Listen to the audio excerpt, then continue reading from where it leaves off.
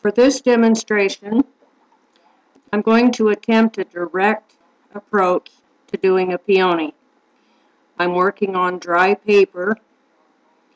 The important thing here is to keep in mind the direction of the petals.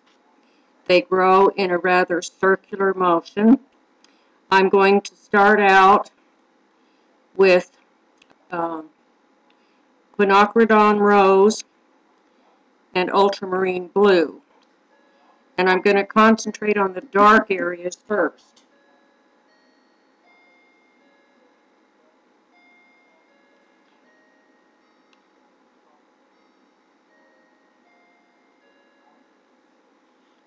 I'm leaving a lot of white paper. What I'm trying to do here is establish where my petals are going to be.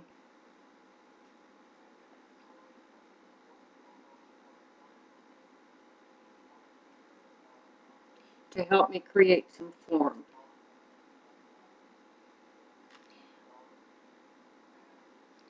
I'm working with an oriental brush, but I'm not using the traditional oriental methods.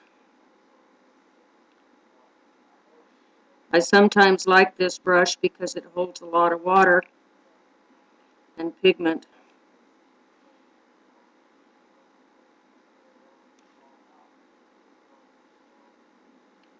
And I have a fairly good control of where I want the pigment to go.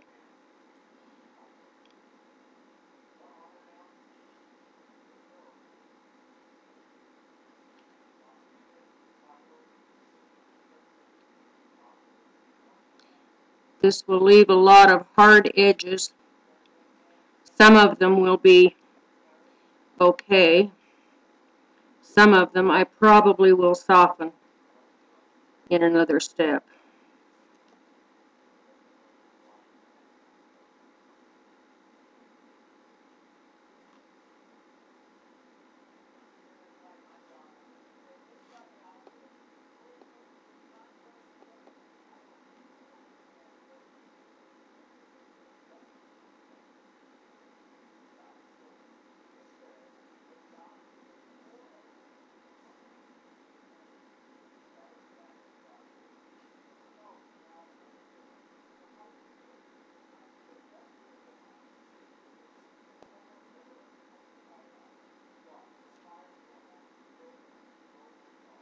This probably looks rather confusing at this point, but it's almost a glazing method when I'm done.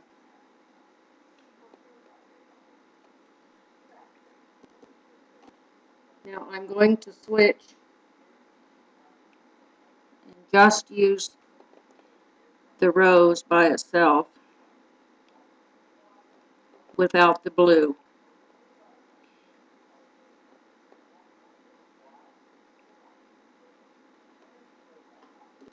And some of these areas I'm going to soften a little bit as I go.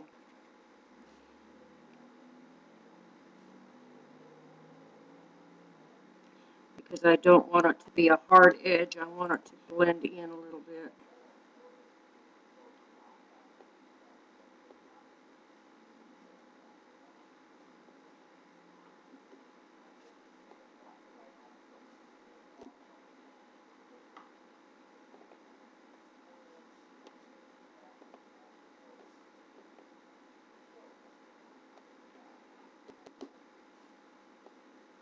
There are so many petals to deal with, but I find it's easier if you just try to simplify rather than doing each petal to perfection. Let it just kind of happen.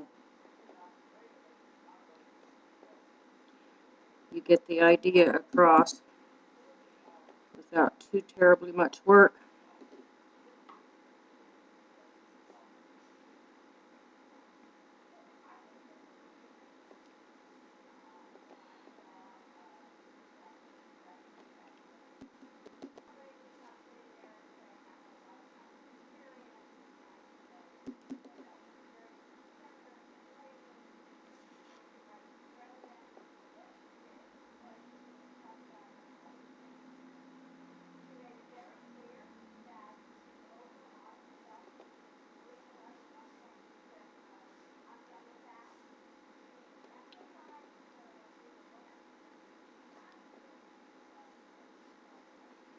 Now you can see I put in a lot of petal shapes. I hope they look like petal shapes to you,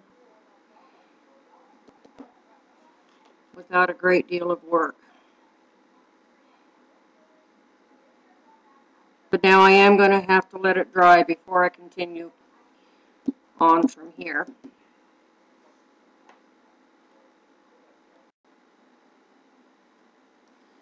Now that it's dry, we can continue on.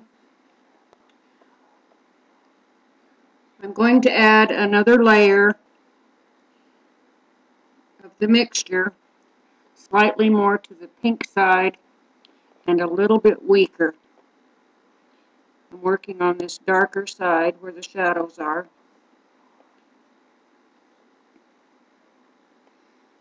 I'm not covering completely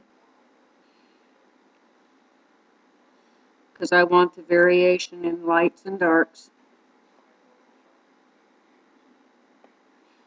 Gives me a little bit more definition of the petals.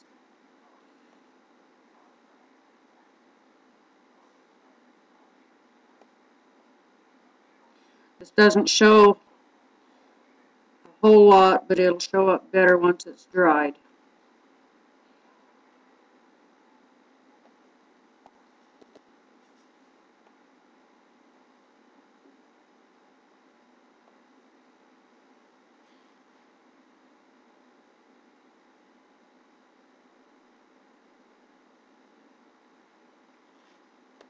You can see this is really wet.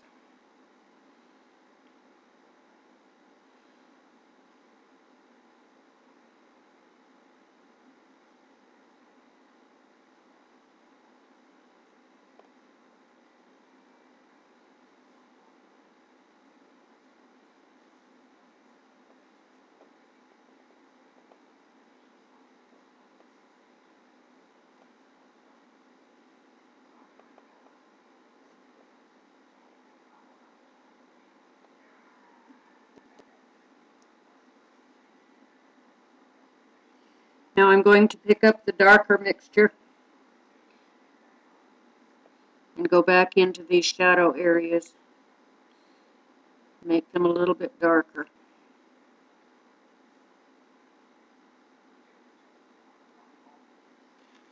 Each layer